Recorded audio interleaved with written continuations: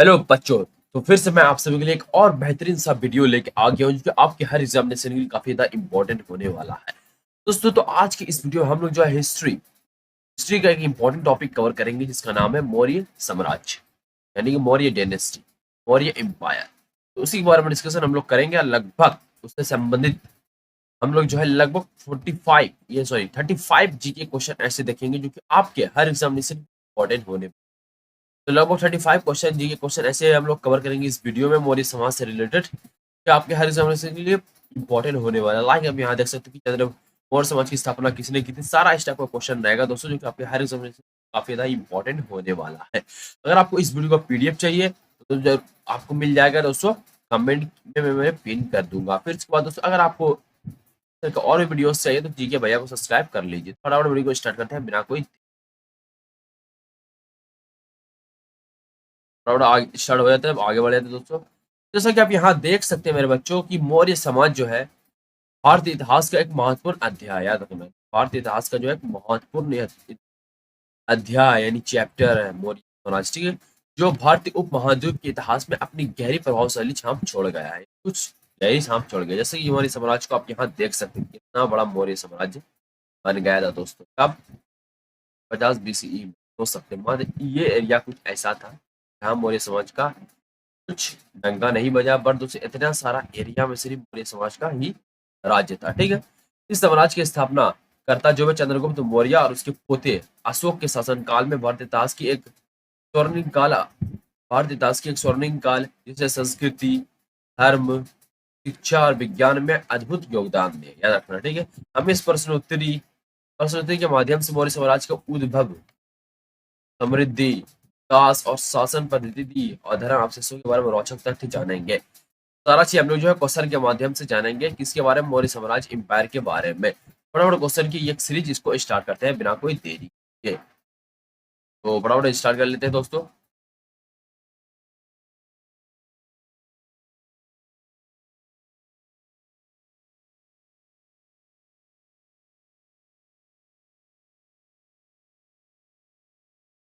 तो यहाँ पे देख सकते हैं आपकी मौर्य साम्राज्य की स्थापना किसने की थी। वन ऑफ द इंपॉर्टेंट सवाल, तो आपसे उत्तर हो जाएगा चंद्रगुप्त मौर्य ने की थी। किसकी स्थापना? मौर्य साम्राज्य की स्थापना। दूसरा सवाल बनेगा आप सभी का मेरे बच्चों की, किस ग्रंथ में चंद्रगुप्त मौर्य की जैन धर्म अपनाने का उल्लेख मिलता है? यानी चंद्रगुप्त मौर्य ने कौन सा धर्म अपनाया था? जैन ग्रंथ, यानी जैन धर्म अपनाया था। इसका कहाँ उल्लेख दिया हुआ है? जैन ग्रंथ में, ठीक है। और जैन ग्रंथ का क्या नाम है? परिशि परिशिष्ट पार्वन, याद रखना आप सभी को। प्रश्न नंबर 3 के किस स्थान के निकट प्रसिद्ध कलिंग युद्ध लड़ा गया था? तो आपसे उत्तर हो जाएगा धौली के निकट, याद रखना आप सभी। चौथा सवाल आप सभी के लिए बनेगा दोस्तों कि किसने पाटलिपुत्र को पोलीबोरथा कहा था? One of the important question की पटना पटना जो अभी है उसे पाटलिपुत्र पहले नाम से जाना, तो उससे भी पहले दोस्तों इसको जो है पोलीबोरथा किसने कहा था ये आप सभी को बताना है। तो आपसे उत्तर हो जाएगा मेगास्थनीज ने कहा था, ठीक है। पांचवा सवाल बनेगा आप सभी का वन ऑफ द इम्पोर्टेंट सवाल कि किसका नाम जो है वो देवानाम प्रियदर्शी था? तो आपसे उत्तर हो जाएगा सम्राट अशोक का नाम जो है वो देवानाम प्रियदर्शी था, याद रखना आप सभी को। फटाफट आगे हम लोग बढ़ जाते हैं और देखते हैं अगला सवाल क्या आपके एग्जाम के लिए इंपॉर्टेंट होने वाला बच्चों। सो अगला सवाल बन जाएगा मेरे बच्चों के सम्राट अशोक का नाम किसने देवानंद प्रियदर्शी रखा था? तो आपसे उत्तर हो जाएगा यहाँ पे कोई पुख्ता जानकारी नहीं है, फिर हम कोई जानकारी ही नहीं दोस्तों। तो किस श्रीलंकाई शासक ने अपने आप को मौर्य सम्राट के अशोक आदर्शों के अनुरूप डालने की कोशिश की? तो आपसे उत्तर हो जाएगा टिशिस, ठीक है। टिशिस एक ऐसे श्रीलंकाई राजा थे जो अपने आप को मौर्य सम्राट अशोक के आदर्शों के अनुरूप डालने की कोशिश की, याद रखना आप सभी को। फिर इसके बाद दोस्तों 8 नंबर सवाल बनेगा आप सभी का कि मुद्रा राक्षस नाटक का विषय किस राजा की कहानी है? तो आपसे उत्तर हो जाएगा चंद्रगुप्त मौर्य की कहानी है। फिर 9 नंबर सवाल बनेगा कि वह कौन सा शासक था जिसने राजा सिंहासन पर बैठने के लिए अपने बड़े भाई को सुसीम की हत्या कर दी थी? वह कौन सा शासक था जिसने राज सिंहासन पर बैठने के लिए अपने बड़े भाई सुसीम की हत्या कर दी थी? तो उसका नाम क्या था? सम्राट अशोक। फिर इसका दोस्तों 10वां सवाल आप सभी के लिए बनेगा, सम्राट अशोक किसके पुत्र थे? तो आपसे उत्तर हो जाएगा बिंदुसार के पुत्र, याद रखना वन ऑफ द इंपॉर्टेंट सवाल बिंदुसार।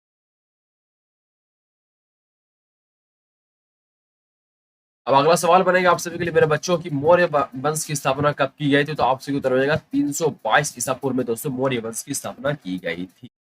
फिर 12 नंबर सवाल बनेगा कि सम्राट अशोक का उत्तराधिकारी कौन था? सम्राट उसका उत्तराधिकारी कौन था? पांड्य था, याद रखना आपसे।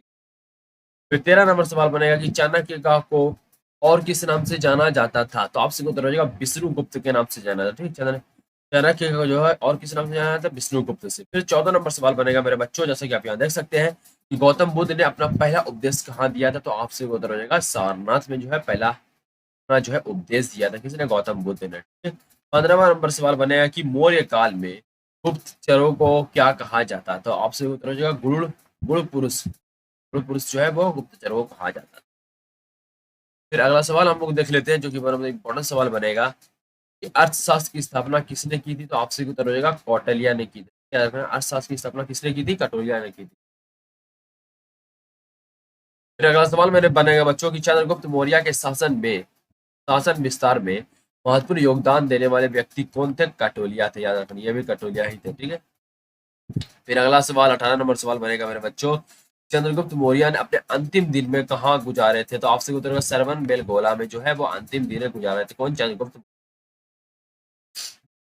नेक्स्ट नंबर सवाल बनेगा दोस्तों कि इंडिका नामक पुस्तक के लेखक कौन है, तो आपसे उत्तर होगा Megasthenes. One of the important सवाल दोस्तों, आपसे इंपॉर्टेंट बन सकते हैं ये सवाल।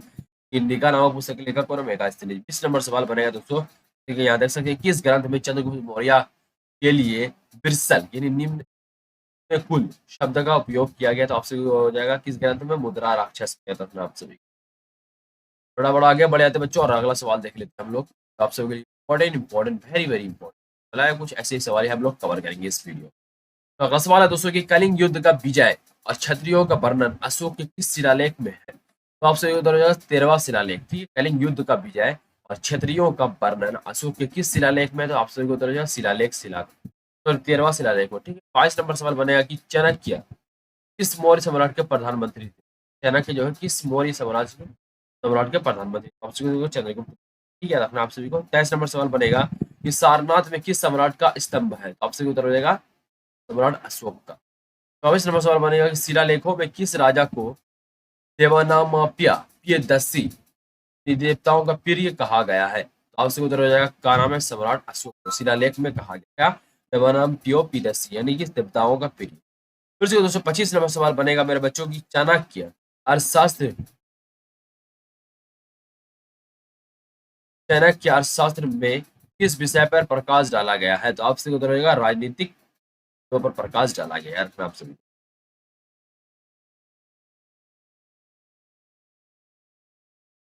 अगला सवाल मेरे के लिए आप सभी के लिए बन जाएगा मेरे दोस्तों की किसकी तुलना मैक्यूला मैक्यूला वैली के प्रिंस से की जाती है, मैकिया वैली के प्रिंस से की जाती है, किसकी तुलना, चाणक्य की तुलना। ठीक है, 27 नंबर सवाल बनेगा कि मौर्य साम्राज्य का अंतिम शासक कौन था, ये बहुत बड़ा सवाल इंपॉर्टेंट, कई बार एग्जाम में जैसे में पूछा जा चुका है। मौर्य साम्राज्य का अंतिम शासक कौन था, बृहद्रथ, याद रखना आप सभी को। तो दोस्तों 28 नंबर सवाल बनेगा कि बराबर गया जिला की गुफाओं का उपयोग किसने आश्रय गृह के रूप में किया था, तो आपसे उत्तर रहेगा ओजीविकाओं ने, याद रखना आप सभी को। नंबर सवाल बनेगा किसने सहिष्णुता गुप्ता करुणा उदारता के तीव्र आधार पर राजवंश की स्थापना की थी, तो आपसे उत्तर रहेगा सम्राट अशोक ने।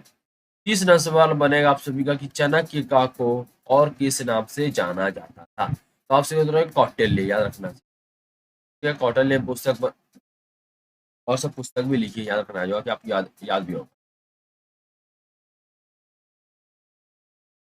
अगला सवाल आपसे भी बन जाएगा मेरे बच्चों की कलिंग विजय के बाद अशोक सम्राट ने किस धर्म को अपना लिया था, तो आपसे बताइएगा बौद्ध धर्म को अपना लिया था, किसने, अशोक।